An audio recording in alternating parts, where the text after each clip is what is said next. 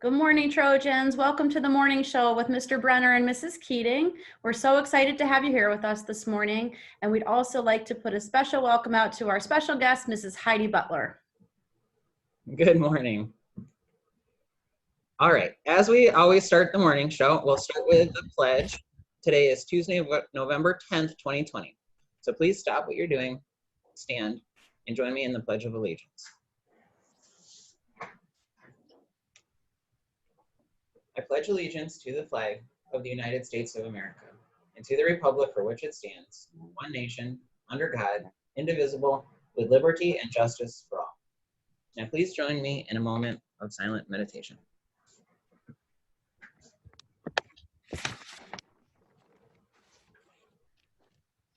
On to Mrs. Keating for our announcements today. Okay, again, we don't have a lot of announcements, so if there is anything that you guys want added, please don't hesitate to email Mr. Brenner or Mrs. Keating. Meals are available from the district to all families today. All children 0 to 18 years old qualify for free meals. Meals are picked up at the school by drive-through. It's too late today, but you may sign up for future dates. To sign up, email foodservice@troyareasd.org.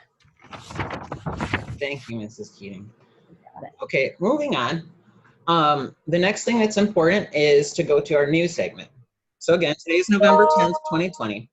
President Trump claims that there was widespread voter fraud. Attorney General William Barr has, in a memo, authorized the U.S. attorneys to investigate voting irregularities in the presidential election. The Attorney General did not provide or cite any particular evidence of such irregularities in his memo.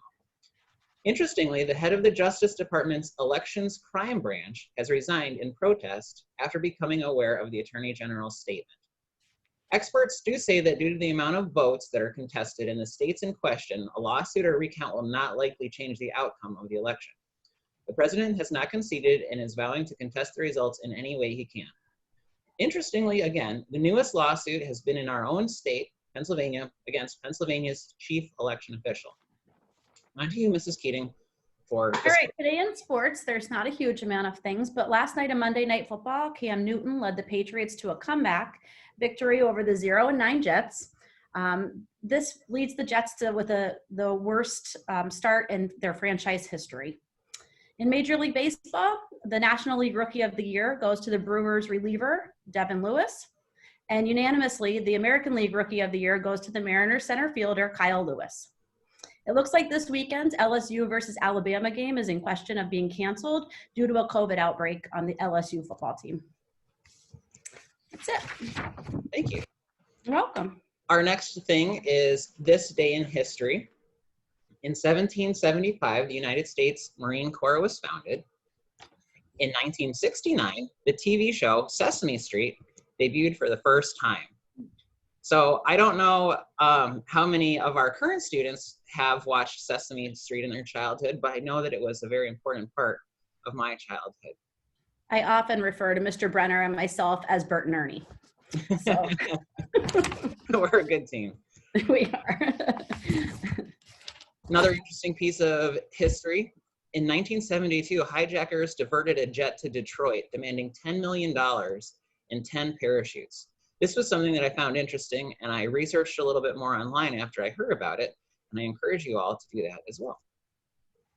In 1975, the iron ore freighter Edmunds Fitzgerald breaks in half and sinks at the eastern end of Lake Superior.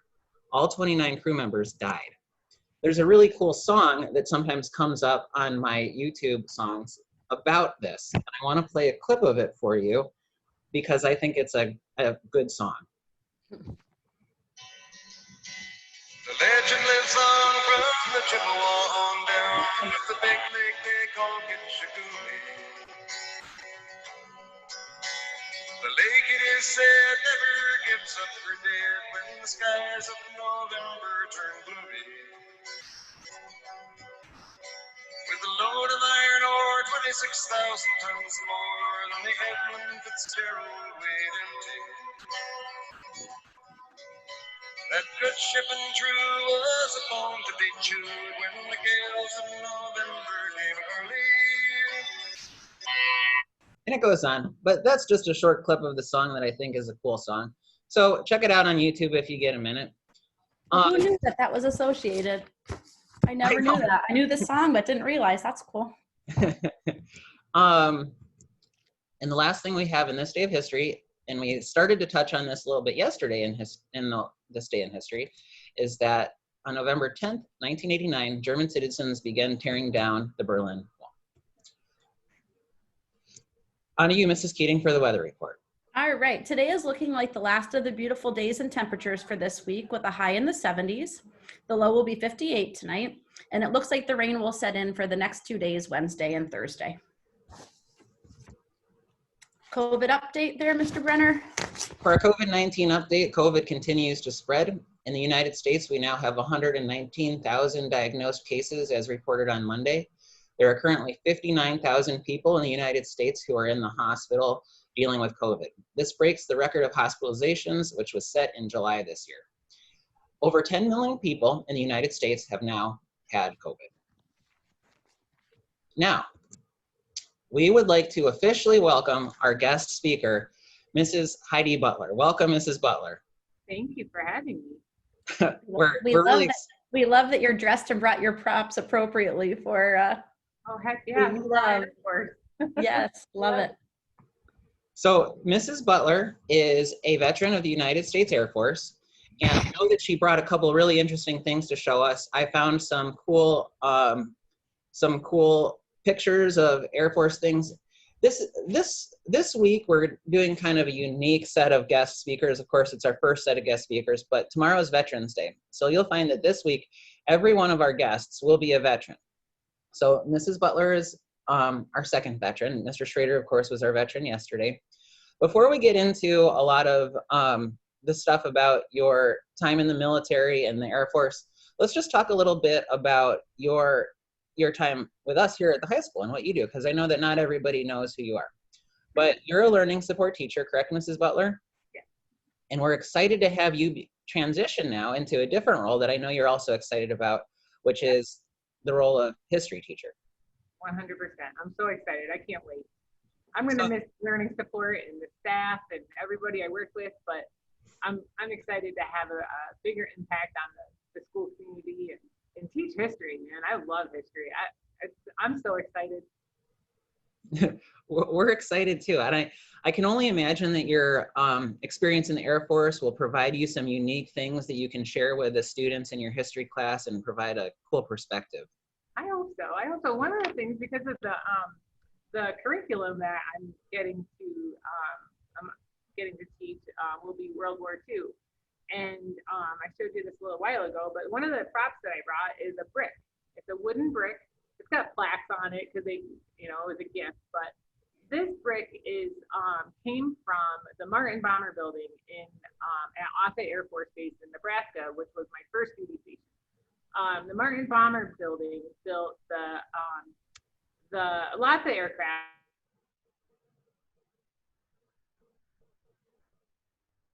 '85 B-26 and 531 B-29s were produced in this building.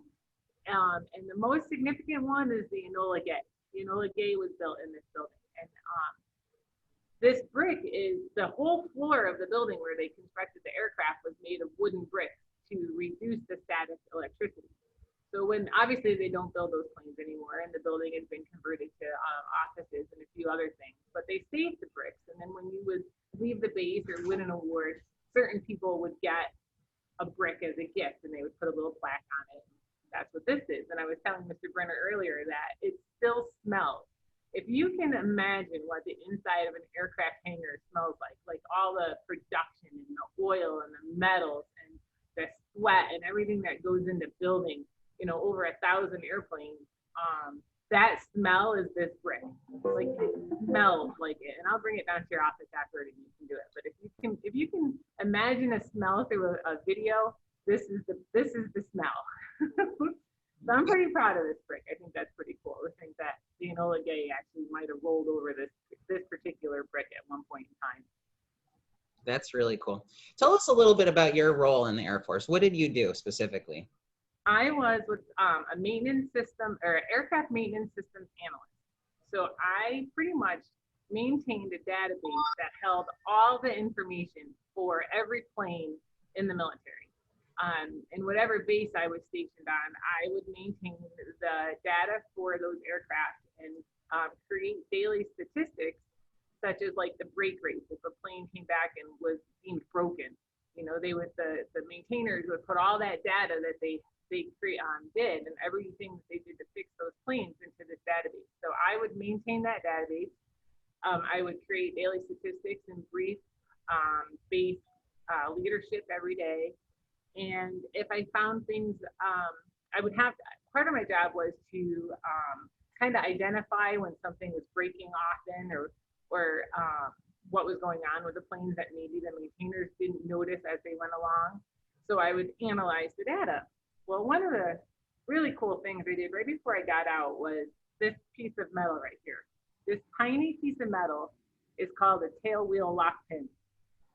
This is the pin that holds the tail wheel, the actual wheel on the tail of the HH-60 helicopter, which is the Pave Hawk. It's a modified version of the Black Hawk helicopter, and it's used by the pararescue units to go in and save down military personnel of all different branches. So if you've ever watched like Black Hawk Down, at the very end, this helicopter comes in. Yes, there it is. Oh, look at that. So cool. I'm so excited.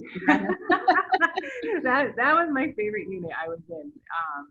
The Jolly Green, we call that, and we have little green feet all over the place. And whenever you see the feet, you know it's from the Jolly Green. So anyway, this pin kept breaking.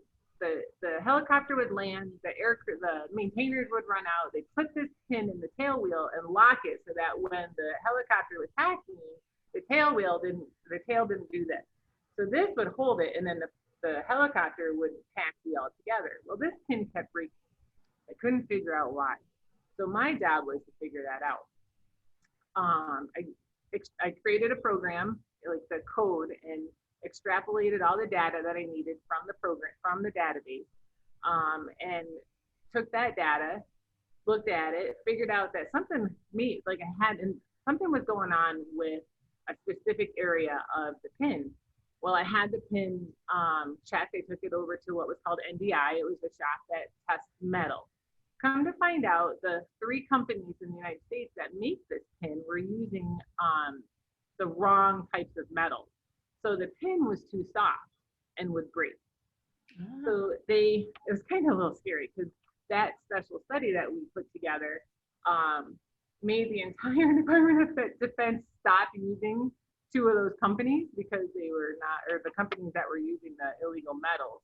So it was kind of a very impactful job. Like it doesn't sound like much, but in the end, we could have saved lives and we made sure everything was done correctly. So I was pretty proud of that one. So that's it in a nutshell, really. Just do statistics, write some code, work with aircraft maintainers, and get to see really cool aircraft. Can you tell us some of the places that you've been? Sure. My first duty station was off of Air Force Base in Nebraska. I didn't even know where Nebraska was on the map, to be honest with you. I was young and really didn't pay attention to the Midwest. Was there for 7 years, I think. Then I went to Spangdahlem, Germany, which was really cool. There was A-10s and F-16s at that base, and that was really neat. I'd never worked with fighters. And when you're on base and you have 20 aircraft taking off all at once, it's like being on a ship. And when you see the movies and the planes are taking off the ship all at once, it's just like that. It's crazy. It's awesome. From there, I went to Las Vegas, Nevada, and that's where I worked with the Pave Hawk helicopter. And then I separated. I stayed in for 12 years, and my family and I, we made the decision. I got out, and we moved here so that we could give our son a full educational experience in a great area. So, yeah, I missed it though. So exciting news. Your son is currently in boot camp, correct? Yes, he is in Air Force basic training right now. He is actually in the same squadron that I was in when I went through basic training. And their mascot is the A-10 Warhawk, which is the aircraft that my husband worked on. He was the aircraft maintainer for 20 years and retired from the Air Force. So it's kind of like the best of both of us is there with him, even though we're not really there with him.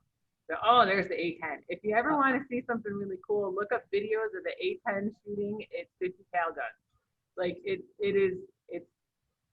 great. I'll give you goosebumps. It's a funny looking plane, but it's really cool. I hear that it's a pretty heavy duty plane. Like you can shoot at it and it'll be okay. When my husband was in Afghanistan a few times, there was a few missions that they went on, and one of the pilots was a female. I loved her. She was really cool.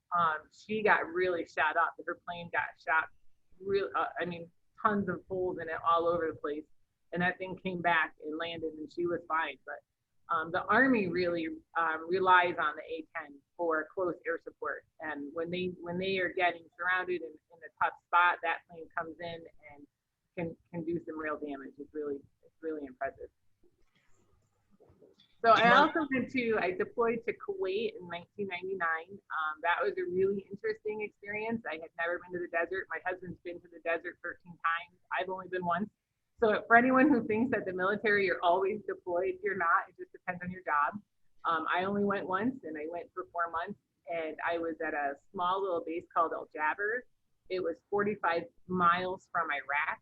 And back then, Iraq was still occupied. It wasn't too far after the war with Iraq. And this base was really neat because it was the first base that the Iraqi army invaded when they crossed into Kuwait.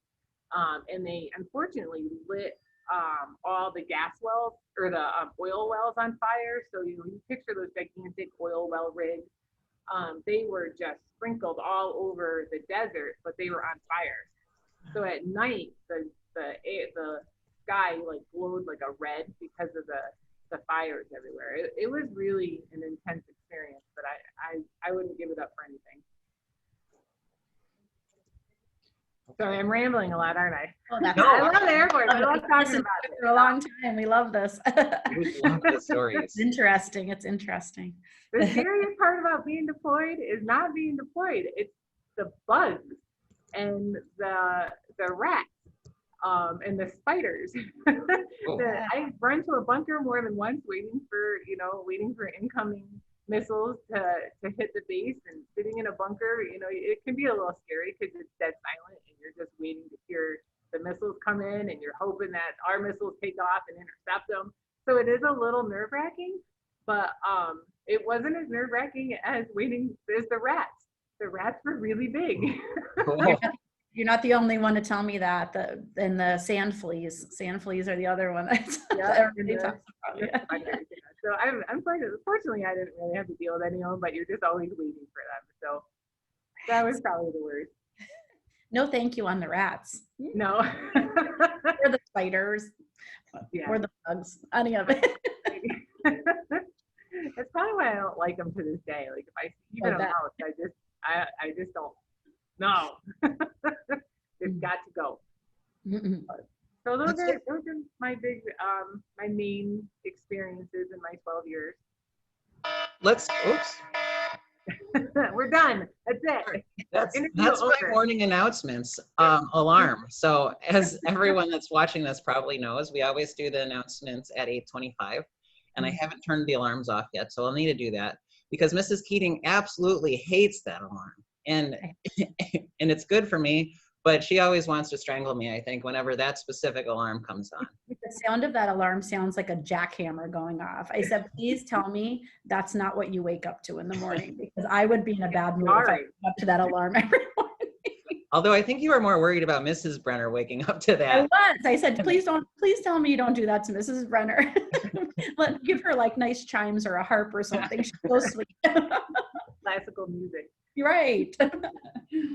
Let's look at some of the aircraft, Mrs. Butler, that you worked on. We've already seen a couple, but let me share my screen so we can see some more. I'm having a little trouble with my screen share right now. With Zoom. You were on the money before there. Yeah. I know. You were like right on. The toolbar is not coming up right now. There we go. Okay. Okay, so here's a couple aircraft, the RC-135 and the EC-135. Yep, that's a Cold War aircraft. It was used during the Cold War 24/7, 360 days, 365 days a year. One of those aircraft was in the air at all times and had generals from every single service on the aircraft that could run the country and like essentially a war, could run a war in the air from the aircraft. So you think about how long the Cold War was, and one of those aircraft was in the air at every minute, flying over the United States, protecting us. Just ready for for a Cold War to like a nuclear situation. Very cool. Yeah, it's a funny looking aircraft with the front. That's a huge antenna on the front. The big black nose is a big antenna. Oh, okay. Yeah. So that's why it's kind of funny looking. Yeah, I saw when I was looking up some photos of these aircraft, there was one EC-135 where the nose was like gigantically large. I don't know what it was, but Yep. maybe same thing. Well, you think about, you're going to run a war around if you had to run a world war from the air, you need a lot of communication equipment, and your communications equipment needs to be far-reaching. So the equipment on the aircraft can do that. So they might not look pretty, but they are wicked cool. Here's another cool plane, and I think a cool photo.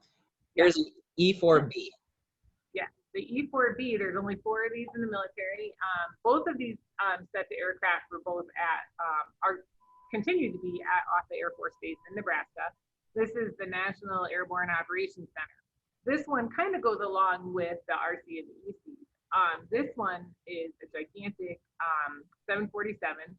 It is, there is a crew ready and the plane is on at all times. Like it's ready to go. Like if you've ever flown, when they get the engines going and you're getting ready to take off, it sits on the runway in that status 24 hours a day, 7 days a week. And then there are crew in the building ready to go at a moment's notice. This one supports like the president, the secretary of defense, the joint chiefs of staff. And that's why it sits on the runway ready to go in case there is a national emergency. When 9/11 happened, President Bush actually came to office. I was outside, I was working we knew that the towers had been hit, and I was outside of my building and I saw the security police stationed about every 50 yards or 50, maybe 50, probably about 100 feet, not yards, but 100 feet. There was a security police posted along the road. And I'd never seen that before. I just thought that it was just precautionary. Well, at that point, while I was outside, I saw the president's plane land on our base. And he came in because we have an underground communication center there that works with these planes to be able to run the country in case of a wartime. So that's why the president was brought to office. It's kind of neat. Well, This is a really cool plane. I know that I've actually watched some YouTube videos about it and, kind of got a little more information about it. I think it's just a neat plane. I think, Mrs. Butler, this plane is electromagnetically shielded, right? So if there was ever like a nuclear attack, an electromagnetic pulse would shut down a lot of electronics, but this is protected against that, right? Yes, it is. That's why it's such a large aircraft. It has to hold that weight. Very cool. Yeah, like, of all this stuff. And inside's really neat. It looks like the 1960s inside of it. It really does. It doesn't, you think you're going to walk into it and it's going to look like some huge mainframe computer, but really the inside hasn't changed much. And it really does look like the inside of a 1960s airplane because the communication equipment, while we upgrade it, it's still military grade. It doesn't look like, our computer sitting on our desk. It's pretty rudimentary. It's not pretty, but it works. So then in a really bad situation, the president of the United States and like the secretary of defense might get on an aircraft, like one of these aircrafts, right? And actually start flying and directing the country? Definitely, yep. Wow. Okay. This is another aircraft that Mrs. Butler has worked on, the F-16. F-16, yeah, it's a pretty cool plane. It's not my favorite. It's loud. When it takes off, it rattles the entire base. I forgot to mention the F-15 too. I worked on we had those. But when I was in Germany at St. Gallen, we had the F-16 and we had the A-10. They were, they deployed to Afghanistan and to all over the desert, pretty much year round to support troops on the ground and anti-terrorism operations. So it's a pretty cool plane. If you ever want to watch videos of it, but it's very loud. That's the only thing I didn't like about it. It looks super fast. Yeah, they're very, very fast. I've never heard one break the sound barrier. Believe it or not, the pilots don't just fly over bases and break the sound barrier to scare everyone. They're really not allowed to do that. It just Not like Top Gun. No, maybe back then they could. That was like the 80s, so a lot has changed. You can't do a lot of stuff anymore. Oh, I should have brought my aviators today. I would have been, Oh, very cool. I would be ready to fly planes today. That's cool. speaking of, There's only like, I think the Air Force, out of the entire Air Force personnel, it's something like only 4% of it is pilots. So everyone, a lot of times, like when people find out we were in the Air Force, we always get asked, were you a pilot? Well, no, but that's a very, very, very small percentage. There's something like 181 jobs that you can do just in the Air Force alone. I had I had the opportunity to go to Paris Island for a Marine for Educators workshop. So you got to go through all of the, the things that a Marine recruit would go through. We got to see the Navy planes because it's, they share planes, but it was interesting to hear how the height and weight requirements were for pilots of the certain planes. So there, some of these female pilots that came out were like the tiniest things, but they would switch from one branch to the other depending on their size because certain planes had different weight and height requirements. I thought that was so cool. You can't be too big to sit in that plane right there. It doesn't look like room. Well, like the E4, the E4 is a gigantic plane, so you could, there probably weren't any height requirements for that one. then we've seen the Warthog, very cool. The A-10 Warthog is very cool. That gun right on the front, on the nose, that thing is really crazy. That's what I suggest people to look at videos of. Look up the A-10 Warthog and watch a video of it shooting. It's really neat.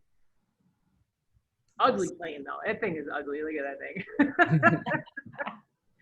thing. And who remembers Mrs. Butler's favorite? It is the There it is. Look at that thing. Oh, I love it. And they really do fly around like that. And that looks like it might be in Vegas. That might be one of the helicopters that I worked on. Yep. Another study I did is you can see the 50 cal on the side there. The bullets the ammo kept getting jammed when they would try to shoot. So we had to do a little special study on that. And it just came down to the way they were loaded in the box.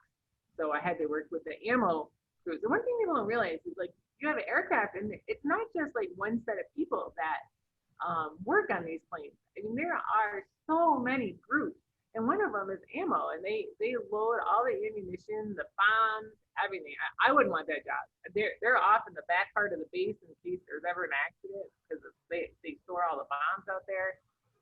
But yeah, that thing in the front, that long stick looking thing out of the front, that's the refueler. That helicopter can refuel in the air. Oh, wow. very cool. When I see soldiers out of the side of that helicopter, there's legs dangling makes me so nervous, but they're so used to it. I know that's just normal, but I had won an award and one of the you got to choose what you wanted. Like there was a few things you could choose from, and my choice was to take a flight in the helicopter. And then unfortunately there was too windy that day and we couldn't do it, so I never got to hang out the side of the helicopter. Oh. That's okay. That's great. Yep. So another cool thing that Mrs. Butler brought to show us is her BDU, her battle dress uniform. Yeah, this is one of my tops. Not the whole thing, it's just the top. This is my rank right here. I was a tech sergeant. I was a non-commissioned officer, which just means I was a supervisor. This is my maintenance badge. And then every squadron you're in has their own patch. So you get a patch that gets sewn onto your uniform. And I think they're different now. I saw some pictures for my son Colby when we were doing research for basic training. And I think the uniforms are a little different now. But this was my aircraft maintenance patch from Germany at St. Gallen. And then you have another patch that tells you what area you're in. So I was in the Air Force Forces of Europe. So this is when I was in Germany. So that's that patch. So, and then my name. Yeah. Very cool. Very neat. And people have seen me in my blues. I've done the speech. I did a speech downtown a couple years ago, and years ago I did one here. And for Veterans Day, I usually try to put it on if it fits that year. And I think you have a photo of you and your husband. Oh yeah, Blues, yeah. I right? brought a photo. I don't know if it's going to be too much glare. Oh no, that was pretty good. Where you're at oh, that's awesome. Yeah, that's us in Germany. We went to the Air Force Ball. Yeah, that was a long time ago. Yep, that's us. Cool. Yeah. Thank you for sharing all that. There's so many wonderful things and stories. Well, thanks for letting me. Thanks for having me. It's awesome. I hope kids get encouraged by it. You know, I really want to see more students really think about that as even if it's just 4 years. You know, the things that you gain from just 4 years in the military. It'll change your life. It'll change you, and it just turns you into something that you would never expect. And only 1% of the entire population of this country serves. So if you get through basic and you do 4 years, you're a 1%er. I mean, if you think about our population in this country, 1% of that is not very much. And we're a family. We stick together. There's nothing like being a military veteran. Anywhere you go, you'll have a family. So I really encourage kids to try it. Even if you're thinking of going to college and you're not sure how to pay for it, there's the GI Bill. And then even just the resume bullet that you were in the military, you know, it says a lot about people. We get trained in things that no one else is trained in. The leadership training alone is unsurpassed. You can't match it. So I really hope that students consider it, serve your country and see the world and learn some really cool stuff. So. Thank you, Mrs. Butler. Thank you so much, and thank you for your service. Oh, thanks. Thanks so much. All right. Well, I think that this pretty much wraps up our show for the day. So I'd like all of the students out there that are watching the morning show to please log in and get started on your work today. So thanks again. Have a great day. Thanks for having me. Have a great day. Bye. O Trojans, this to our joyous song in praise of the red and white, and honor your alma mater, rise up as you dare to be true and do right. The good times lead by as the days speed away.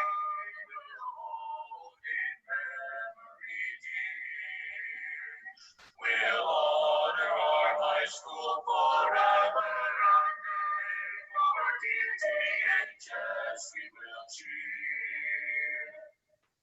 Bye, everybody. Have a great day. Have a great day.